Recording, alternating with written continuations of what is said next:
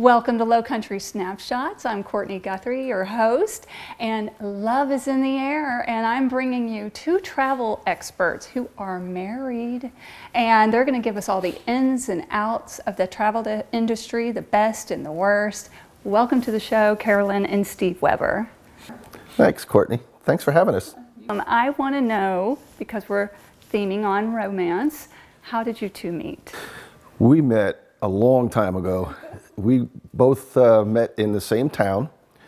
I grew up in that town. She moved to that town in 6th grade. So I knew of her since 6th grade. We were in band together, and we stayed in band together all the way through high school. And in high school and junior year, we started dating, and the rest is history. I have to know though, so way back then you knew who you were going to love. Did you know you always wanted to travel? That didn't happen until later in life. Carolyn, I think, has a different story, but for me, the travel really didn't start to happen until we had kids, and I wanted to start taking our kids to different places. But Carolyn could probably speak for her experience.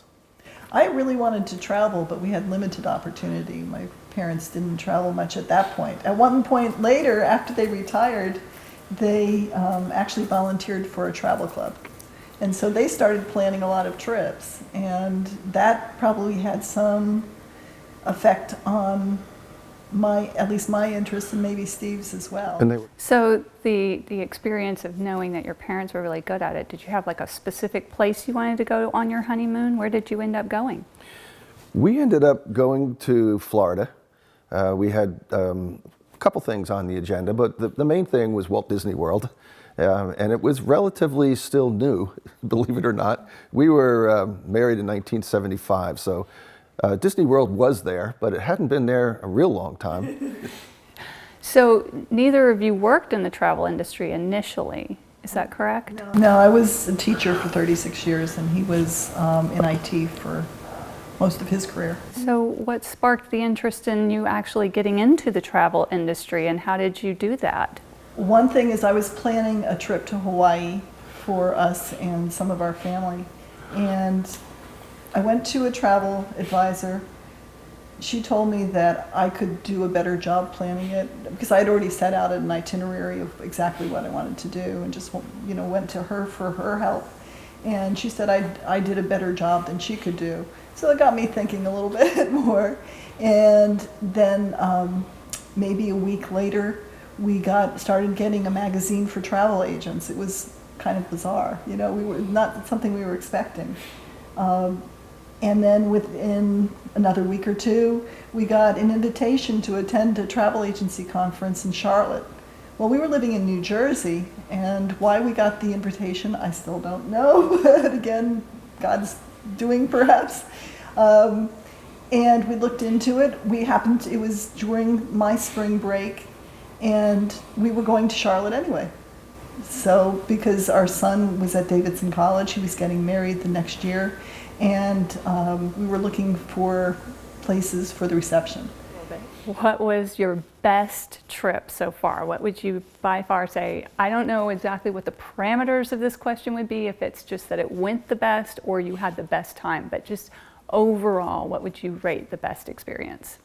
I think if you asked a couple what their best experience was, you'd probably get two different answers. Well, and I think in our case, you're going to get two different answers. Or maybe 5 or 6. Or maybe more. And it really depends, as far as the best trip, it depends on, one, what people are interested in, and two, what happens during that trip and what they do to make that happen, conceivably.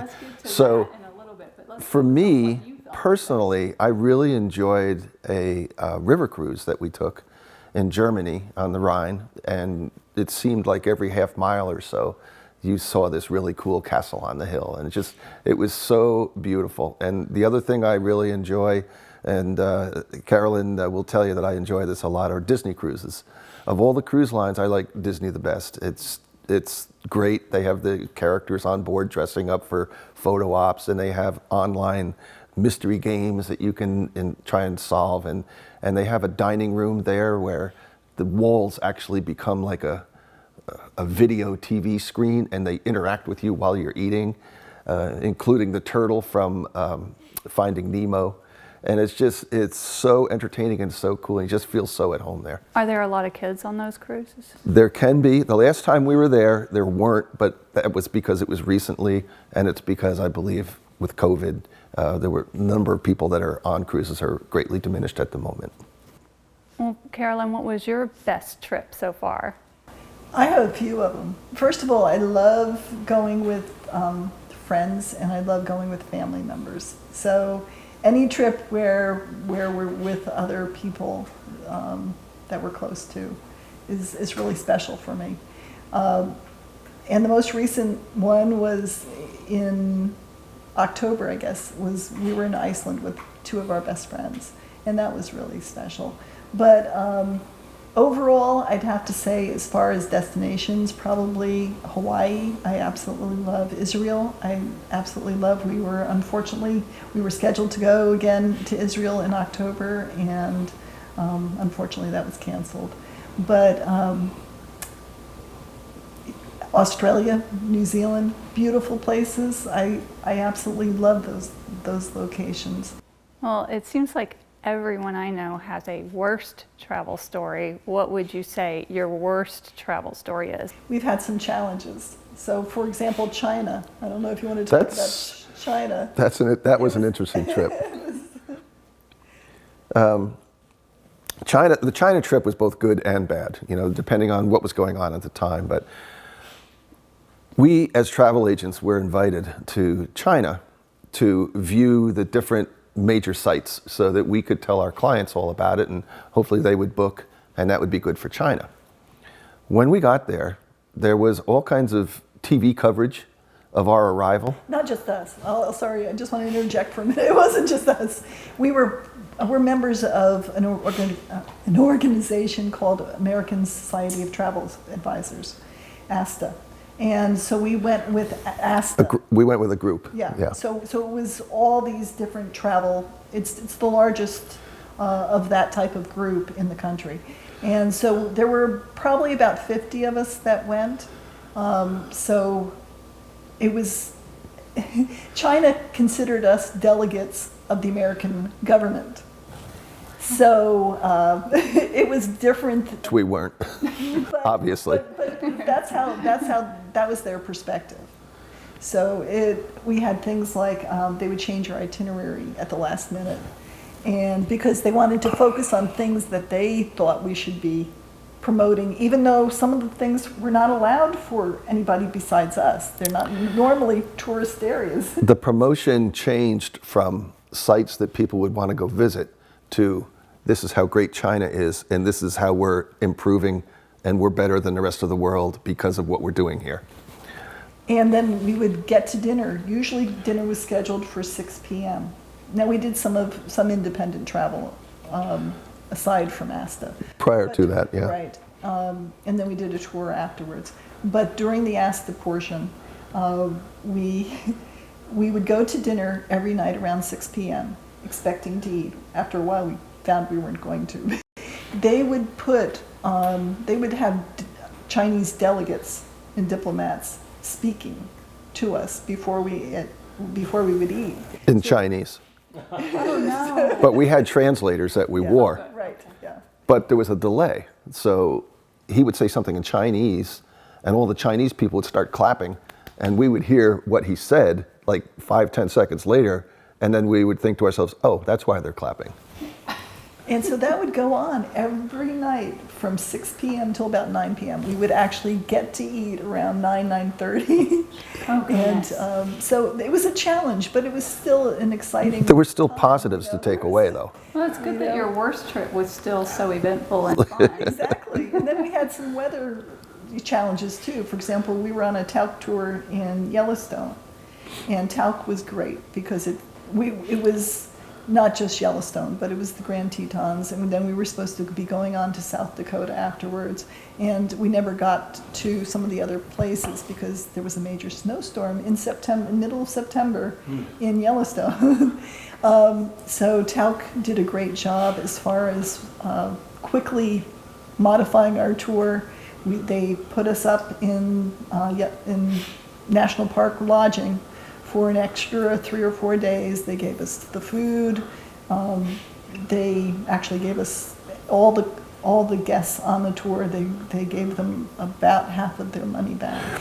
They rescheduled all the airfare. I mean, They did all of this for our safety because we were at a point in Yellowstone where we were about to exit and go up to South Dakota.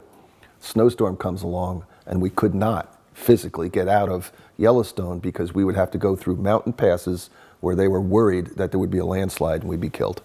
So that's why they did what they did, for our benefit. Wow. Okay, so switching gears again, I have a very tight budget. Do you have any recommendations for best place on a very tight budget? Well, we just got done talking about Yellowstone, which is a national park. And so if you have a tight budget, national parks in the United States are a great place to take a family on a tight budget. And you can get actually like a yearly pass, which is a lot cheaper than buying individual passes for every park you go for to. seniors, I think all seniors should have the National Park Pass because it's so inexpensive and it's, you know, for the rest of your life. And then there's always beaches. You know, America has its own set of beaches that you can always go to that are not that expensive to go to. If you go to Hunting Island, just in South, you know, not in Beaufort County, they have lodging, and we have friends that go there every year just because it's so beautiful. So Hunting Island is a great place. Beyond that, next week we're going, it's our older son's 40th birthday. How that's possible, I don't know. But anyway, so our other son and his family is going, and we're having a supposedly surprise party. But he really knows about it. But anyway, so we're going to Biloxi, Mississippi for that next week. And on the way, we typically stop in Tallahassee, which is part way. And we're staying overnight. They have a state park. So state parks are wonderful. Florida has a state park where you can actually go. We're taking a jungle cruise. It's what it's called. It's actually where Johnny Weissmuller filmed, and Maureen O'Sullivan filmed Tarzan. All that series of movies. And they have lots and lots of manatees there. We're taking this jungle cruise to see all the manatees Wildlife. and the wildlife, and where Johnny Weissmuller did all his, you know, swinging back and forth. And the jungle cruise costs less than $7.50. Sometimes it's less than $5, depending on the time of year. So there's lots of things around that if you're on a really tight budget, you can find, especially in state and national parks. Those are excellent suggestions. Now, what bucket list places do we need to have on our list that we must get to in our lifetime?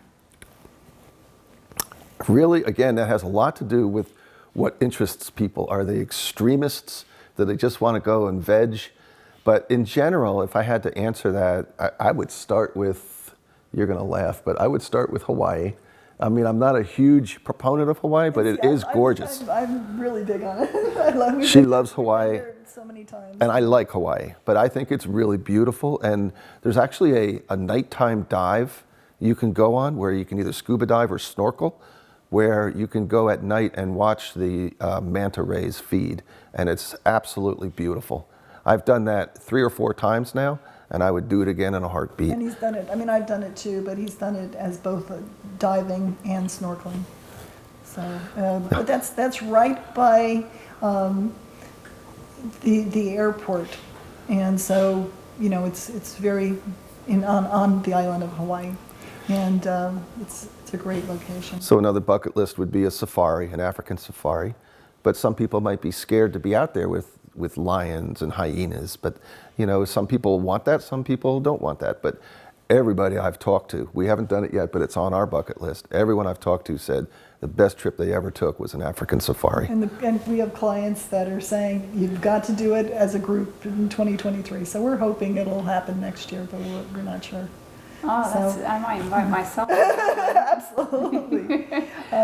So we have, you know, but we also have a big faith-based portion of in our business because it's so important to us, because Israel particularly, but there's so many different places that can be faith-based, but Israel particular, I mean, to me, that's part of my bucket list. I mean, we've done it before, but again. We've been to Jerusalem. I wanted to go to Jerusalem to walk where Jesus walked and feel the Bible come more alive for me, and I did. And it's just an incredible feeling. And the way that I describe this to people is I really didn't know what to expect with geography and how this all plays together and where they were and how long it took to get from place to place. And when you're on the Mount of Olives, or if you're in Gethsemane, you're within, what I tell people is, you're within a 9 iron of the walls of Jerusalem. You're that close. And I've never really realized that before, how close everything tends to be right around in that area of Jerusalem, which is a beautiful city. And it's been rebuilt, obviously, but the walls are just amazing. The Wailing Wall is so spiritual. And it's just, I just came back from that feeling the presence of God when I was there. Or having a worship time while you sail across the Sea of Galilee. That's pretty cool too. The Sea of Galilee was another thing. You know, I always had these visions of the Sea of Galilee was this huge body of water, but it's not that large. You can see all the way around from the shore where we were.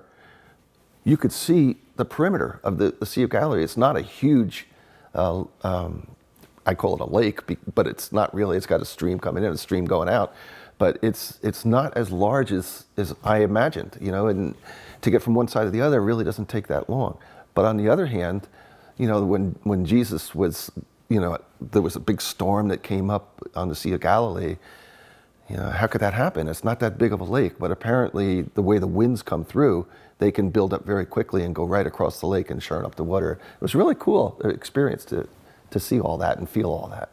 But when he was talking about, you know, being on the sea with the lakes, it reminded me of a time we were in Moab, Utah, and going on a ship, and suddenly this huge storm came up, and it was an open boat. So it was an open boat on a river, and we were going between, you know, gorges and all this kind of stuff, and all of a sudden the clouds came out of nowhere, and we saw several hundred yards up, maybe a quarter mile or so, we saw torrential downpour, like a wall of rain, and it was just coming towards us like this. And we're like, we're in trouble, you know, just that quickly. And he just did a 180 and went back as quick as he could, and the storm caught up to us, and we were absolutely drenched and saturated. But the positive of that, first off, was we got back safely, but also that we came back, and now all of a sudden, with these gorges, we're seeing all kinds of beautiful waterfalls that weren't there before because of the rain. It was just gorgeous. I love how you approach the problems that happen with travel. I think if more people had that approach of seeing them as a challenge that leads to something greater really about the story. We have a lot of people who love to take cruises in our community. As do you. What tips do you have for people who want to go on a cruise? What are the most important things to know, or things that will make cruising easier? There's a lot of things we could tell people about that, so we'll try to keep it brief. But I mean, the two basic kinds of cruises are going to be ocean cruising and river cruising. River cruising is a good start for people who aren't sure whether they're going to want to do cruising at all, right? What we get sometimes are people that say, well, I'm never going to go on a cruise because I don't want to get seasick. Well, if that's the case, go on a river cruise, because the waters on the rivers in Europe are just almost, you know, there's almost no waves. There's a current, but there's almost no waves. And when you're on that ship, you don't even realize you're moving. That's how little motion there is. How long do those last? They typically last about a week or so. And the beautiful thing about that is you wake up every morning and you're at the next stop, the next port, the next city or town. And you get off the river boat and you walk into town, and it takes you 4 to 5 minutes, and you're in the center of town. That's how close you are to the action and the beauty of what's around you. That's river cruising. Ocean cruising, once you've graduated from river cruising to ocean cruising, unless you go straight to ocean cruising, you may or may not have some motion. It depends on everything. It depends on the size of the boat. It depends on the size of the waves. It depends on if there's a storm, if there's not a storm. But in general, I have very seldomly felt motion. There have been times when we've definitely felt motion, but more often than not, the vast majority of the time, we don't really feel that motion or that seasickness or the boat moving back and forth, whether it's subtly or not. On the larger cruise ships, these mega cruise ships, again, they're so big that unless you have a wave that is so dispersed that it fits the size of this huge boat, which most of the time you're not going to have, you're not going to feel a whole lot of motion on that ship. And again, you could easily go out of port from some island somewhere and not even realize you'd left, because that's how smooth it is. I mean, there's always things like you need to have your passport, you need to have your visas if that's required. And now the vaccination card. Now particularly, I mean, yes, we know what the situation in Florida has been, but most of the cruise lines are still, even the smaller cruise lines are still requiring you to be vaccinated. And now some of them are requiring boosters as well. So first of all, you have to decide, am I going to become vaccinated if you're not already for that purpose? So that's a decision you need to make. But you do need to make sure you have your vaccination cards, and you need to typically post them ahead of time. So you're going to have to scan them in. You're going to need to also show them, so you must bring them with you. We've been on only 2 cruises since COVID. We will be on another couple in the next few weeks, and then we have a number of river cruises in Europe scheduled for starting in March through September. There's a number of them. I just want to add too to what Carolyn was just saying about vaccination cards, passports. Do take your camera, your cell phone camera, and take a picture of your passport, both pages. Take a picture of your vaccination card. Take a picture of a visa if you're going to a country where it requires visas. Take a picture of all the documents, if any, that you're bringing with you, so that in case you lose them, you still have them on your phone. I think that's a really good idea for people to do that. That's a great tip. And also, because the United States government has postponed Real ID documentation for the last few years, but it is scheduled for next year. So, and that's probably not going to change. So make sure, even if you're flying domestically, that you have your Real ID, whether it be your an enhanced driver's license or any of the other documents, passports work. But go to the TSA.gov website and make sure you know what you will need to fly domestically, because not everybody is prepared for that. And other things as well. If you're going to Europe, make sure that you have your EU vaccination card, because it's not the same as the United States one. So you have to apply for that ahead of time. There's also starting later this year requiring the ETIAS card, just like for United States has started requiring additional documentation for other people coming into the country. Other countries are starting to require others. So make sure you're going on to the TSA.gov website, checking out what you need, checking out there's different websites like Sherpa, SHERPA. If you do a search on that, you can find information for the different countries, and they'll typically show you what you also need. So a lot of the I know we're running a little long with the way we've been talking, but just really two more quick things about cruises. One is that, especially with Sun City residents, think about travel insurance. We're all getting on in years. Things can happen during a trip to anywhere where you might need medical, you might need transport back, whatever. Talk to your travel agent about travel insurance. It's very important.